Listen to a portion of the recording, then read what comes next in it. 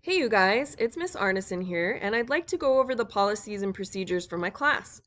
The reason I'm doing this on a video is because I know that when I do it in person, I drone on for a really long time because I'm a stickler for the rules. I really like policies and procedures. The reason I really like them is because I know based on research that having a really good structure in your classroom helps the most students learn most successfully. You might not be a person that gets bothered by chaos in the classroom. You might be able to ignore it and just work. But a lot of students are really uncomfortable when there's chaos in the classroom, when they don't know what to expect, when every day is a mystery. And so I try to make sure that my class is structured so that you know what to expect when you come in. And I try to always be consistent in my enforcement of those policies and my expectations because I know that that's fair to you. I have to make sure that I believe that every student in my classroom can live up to my expectations. If I didn't believe that, I would send you a whole bunch of hidden messages telling you that I don't believe you're good enough. And I am not going to, at least I'm definitely not going to do it consciously, to send you any negative typing on your keyboard because I want you to be successful. And I know that as your teacher, I have power to help you believe in yourself. So policies and procedures are one of those ways that I make sure that in my classroom, you have a structure to come into each day to expect, and you know what to do in certain situations, so it's not a mystery. Cell phones really, really bother me, you guys. I do not get my cell phone out in class, and I expect you not to do that either. Not getting your cell phone out in class is an easy way to build trust with me, and getting it out all the time when it's not an emergency or a condoned use is a good way to lose it. The multitasking test shows that most students at Las Montañas are not able to use their cell phone and do work at the same time. I just know this because I've observed students in my classroom for over 10 years, but I also know it because when I'm distracted by my cell phone, I also lose productivity. So does my daughter. So does Mr. Arneson. It is a pretty universal thing. Remember, only 1% of the population is actually able to do something like listen to music and work without losing productivity or accuracy in their work. So, the two things that you can do with your classroom, with your phone in my classroom, are take an emergency. Now, some students think that their mom bringing them lunch and asking them what they want is an emergency. That is not an emergency. That is a way to lose trust with me. If you're doing things like that on your cell phone during class, you are wasting time. You are getting distracted. Make those arrangements with your mom about what you want for lunch before you come into class to learn science. You can also use your phone if I'm telling you to upload a picture, for example. So if it's something that I am telling you, hey, please get out your phone for this, that's okay. But do not get your phone out for social media. In fact, recently, this is a picture on here from a White House testimony by a whistleblower who used to work at Facebook. Facebook had been doing a whole bunch of research on how social media affects people, like society, and they had research that showed that it increases, not Facebook specifically, but social media more generally, and in this study, it was focusing on Instagram, that it actually increased suicide rates among teens. Another thing that they found is that it makes people more angry at each other and more divided. And so, even though you might think that I'm not letting you have your cell phone in class because I'm mean and I want you to be anxious without it, I'm actually trying to give you a mental health break where you don't have to be bothered by the things that are popping up on your phone and all your notifications. Along the same lines of cell phones is headphones. Make sure that you don't have them out during class. There are two reasons for you to have it out. The first is, or on, your headphones on. The first is if you are listening to videos that are assigned for the class. Of course, it makes sense for you to plug in your headphones. You are watching a video for class. The other reason is that you have documentation for an accommodation. If you don't know the word documentation for an accommodation, that phrase is unfamiliar to you, then the chances are you do not have an accommodation to listen to your headphones during class. There are certain students who are allowed to listen to their headphones and have those in when they're in class.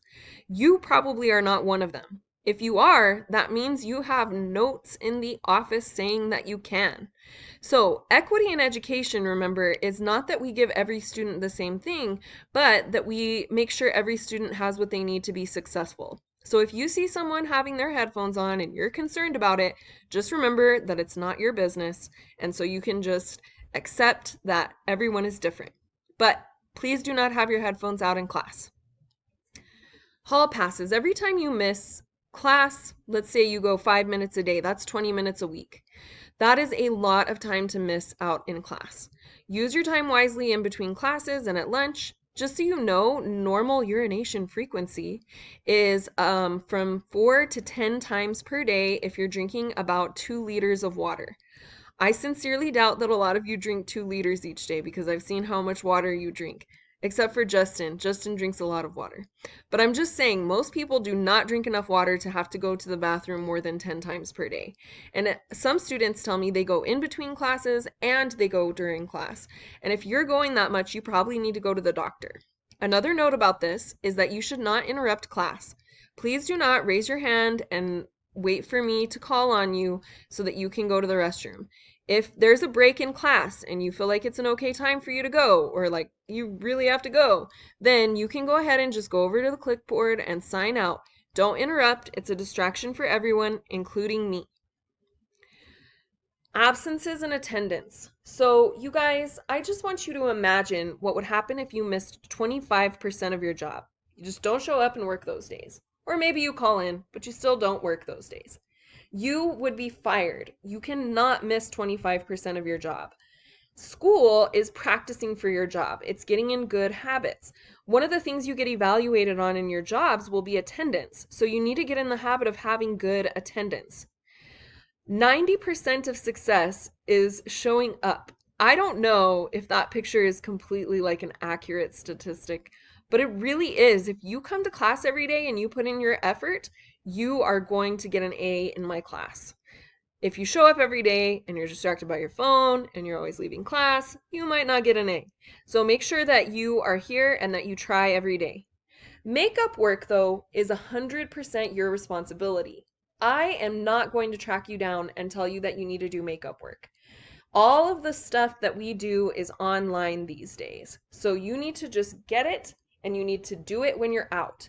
If you're absent for a whole week because you do have a legitimate emergency, then you should come back with an idea of what we did in class, because you can do any Edpuzzle videos while you're out. You can do a lot of the assignments while you're out. Even if you can't do the whole thing, you can do portions of them. But I do not want you to be asking me a million questions about what we did when you were gone. We always do valuable things in class. So yeah, we did something while you were gone, but it's your responsibility to figure it out. What I suggest is that you find an attendance buddy and you guys text each other about school. So like if you're absent, your attendance buddy says, "Hey, we had notes today in Miss Arneson's class. I'm texting you a picture. Make sure that you write that you copied the notes from me so we don't get accused of cheating." You can copy those notes, take a picture, and upload them even before you get back to class.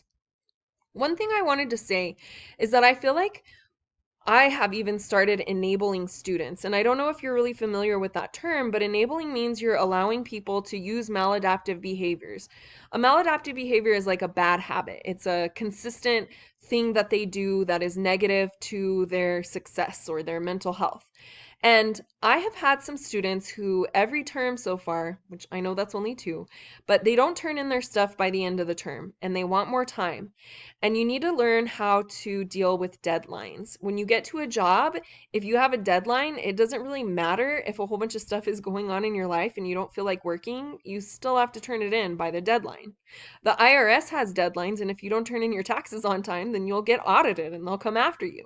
So you have to make sure that you start looking at deadlines as serious things. So makeup work in the class, I accept it until the day when I'll designate, which is usually going to be the Tuesday on the last week of the term because I have to get everything graded. So you can turn in late work, but you cannot turn in late exams anymore. I will make exceptions if you have an emergency, but I cannot continue to enable students because I know that's not good for your future.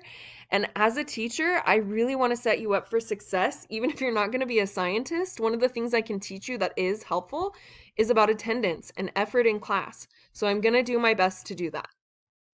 Writing. Remember from the passive and interactive analogy in SLC, writing is the most exercise that you can do for your brain. It's the thing that works it out the best. So I have some rules. You need to write in complete sentences, unless I'm telling you that you don't. Like sometimes I will say you do not need to write in complete sentences right here. But I will keep returning your assignments to you until you write your answers in complete sentences. It is really important to write in complete sentences because it helps me understand what you're thinking. If you just write one word, I can be like, well, yeah, they put the right word here, but I need to know what you're thinking about that word to really understand if you know what you're talking about. If I'm asking you for a specific number of words, there's a little tool you can use called word count, and it'll tell you the number of words that you highlight. So you need to make sure you're explaining things. When I ask for a word count, it's because I usually get these really short little answers on that type of question, but I want you to write more and help me understand what you know. There are spell check and grammar tools on Google Classroom. If your classroom is not, or your Google is not noting these errors anymore, I probably need to reset your spell check tools. So get with me and we'll figure out how to do that. Um, but it's really important that you check those because it makes your work sometimes distracting if there's so many errors. I know this is maybe different than every other teacher, but I have you guys fill in your documents with Arial Cornflower Blue font size 12, and I usually already have it set up, so all you have to do is type in there. Please don't change it from that unless you have like an issue where you can't see it on the computer very well. And if you do have that, just talk to me, or you can even send me a message on the computer and let me know, and then of course I won't bug you about it. But the reason I have you do that is because it makes it way faster for me to grade. Okay, I'm going to put in zeros for assignments. So you might have a really low grade. Sometimes when I put in zeros, it like makes the assignment go away for some reason. So you have to click make a copy or resubmit where the document template is supposed to be. You do not have late penalties on work. Each part of the assignment is usually 10 points and then I average them together. So if there's like 4 points of an assignment, maybe you get 8 on 2 of them, so that's 16, plus you get the full 10 on the others. So then I have 16 plus 20 and then I divide that by 4 and that'll give me your overall score. If you got lower than a 70%, then at Las Montañas, you need to keep working on it because you are not proficient yet. So you can keep working on it, keep redoing it, keep revising until you get up to an A or a B is what your goal should be. C's are, oh, okay. Okay, revising means changing an assignment so that, or changing something you've worked on so that it's better. And you can't revise a blank page, so please make sure that you're always giving me something to look at. If you write nothing, I have nothing to grade. I have no idea of what you're talking about. So make sure that you don't see revision as an indicator of failure. If I ask you to revise something, it's just because I know you can do better. Or I think you might have learned it wrong and I want you to learn it right so that it's not in your brain wrong, because then it'll be wrong in your brain forever if I let that happen. I make comments on the documents to tell you what to revise. So please look at those comments, check those out, then you know what you need to do to get a higher score. If there's a 0 on something, so like if on a section next to where it says like part 1 introduction or something and it says 0, that's probably because you just didn't do it. So you need to do it. Independent learning, that's really what I'm asking you guys for here. You're going to learn some life skills in this class. I hope.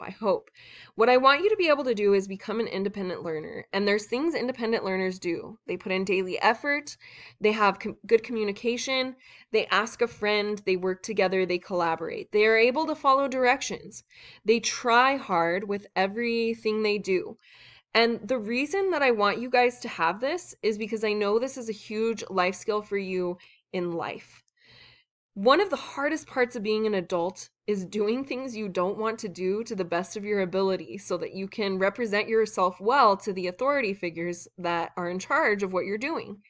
And that's a really difficult thing. Most adults aren't even good at this, but I would love you to be good at it because it'll make you the kind of person that gets promoted at your job. Don't wait for your teacher or your boss to make you do something. You can do it. You just have to try, put in daily effort, learn to follow directions, ask people for help. And that's what I'm asking you to do in this class. Yeah, we're learning science, but hopefully we're also learning a whole bunch of life skills. All right, I really love you guys, and I hope that you can enjoy this class and learn a lot. Something I really like about myself, it's one of my best features, I feel, is that I really love learning. And it doesn't even matter really what it is. So I was listening, this might surprise some of you guys. I was listening to this podcast that's about rap and how there's been some different politicians and researchers who have been trying to claim that rap music, of course, is like really something that has been like a crime for people. Like it's a crime to rap about things, free speech. And I'm just really enjoying that podcast because it's things I've never thought about before. So I hope you're willing to look into some things that you've never learned about before that might not be of your interest and see how they can impact your life. Hope you have a great day. Bye.